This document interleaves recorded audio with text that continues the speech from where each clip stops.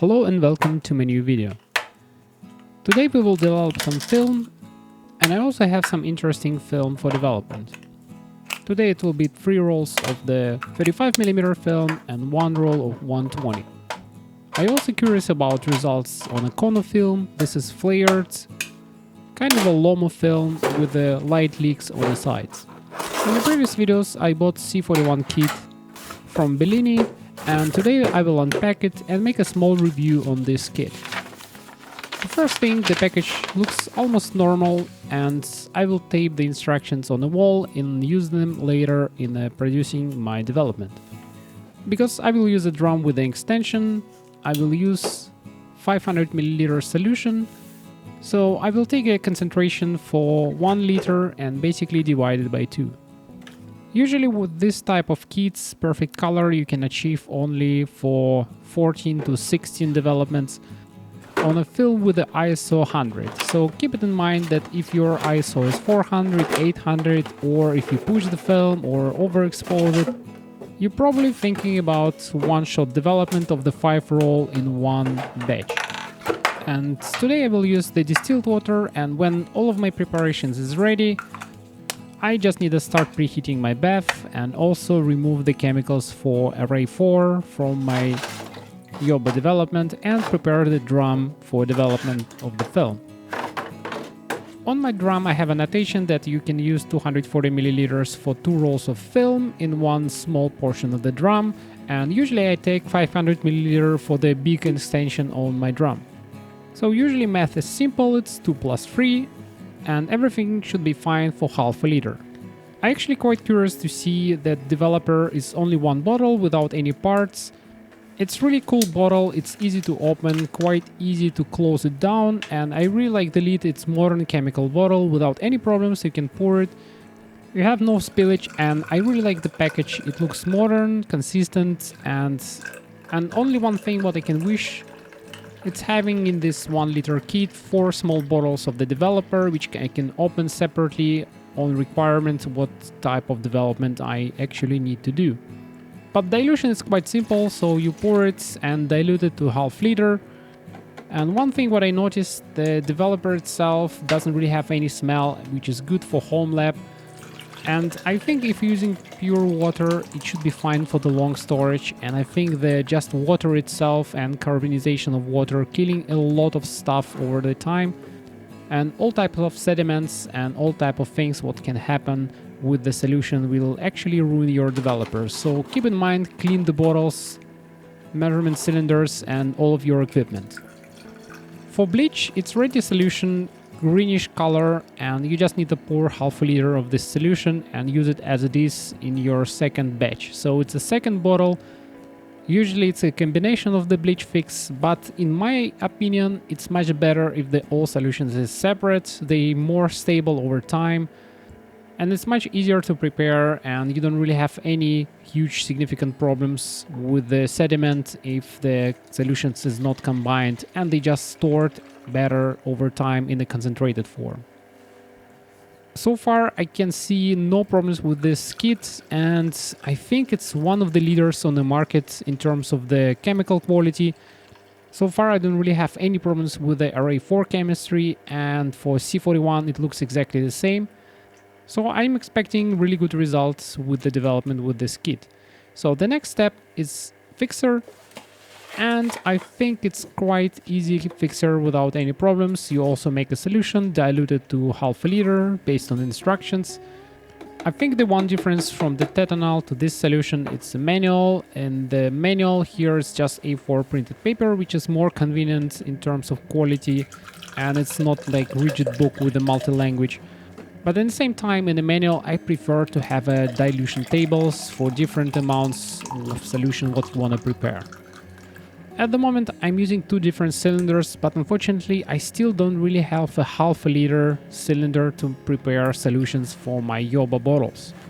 I'm actually not quite sure how precise dilutions should be, because the plastic cylinders, they not calibrated at all, and your dilutions can be quite rough, and I'm not sure if it's really changing the quality. The last step is stabilizer, and the stabilizer itself You need a small portion, so I usually use a syringe to dilute it, and you need few milliliters. I never read MSDS for this kit, but I think this stabilizer is not really stabilizer. As usual, it's just surface agents.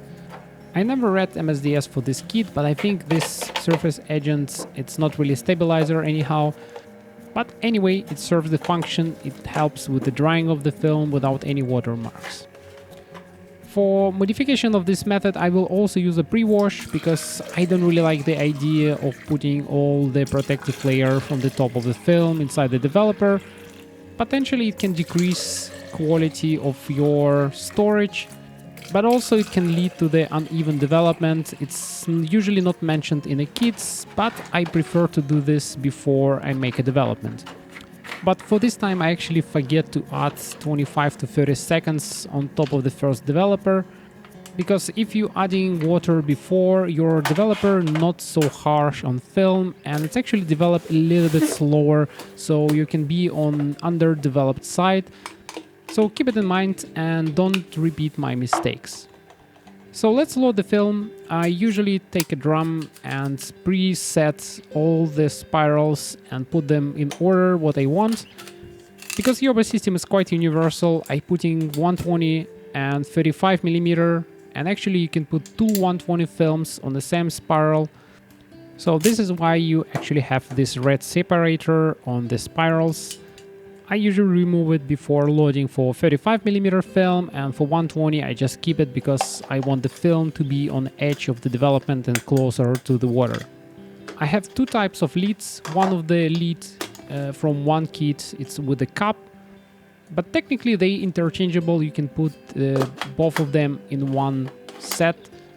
I just have two of them just because it was much cheaper to buy the kit with the full drum assembly and not only the lead. So from that time I have two bases and two leads with the two different cups and two different inserts. So I will load everything in the dark bag.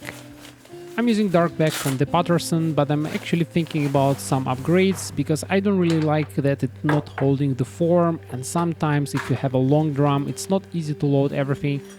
And if you're loading more than 5 films, it's kind of getting messy inside. One of the important thing, don't forget to preheat everything, and because I'm using pre-wash, I will pre-wash and preheat in the same time. I'm using this human body precise thermometer. It's actually not for the general temperature.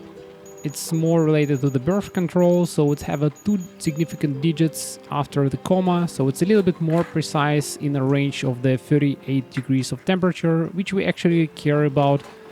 It costs almost nothing and it's really good and really calibrated. And for C41 I actually prefer this method as control method.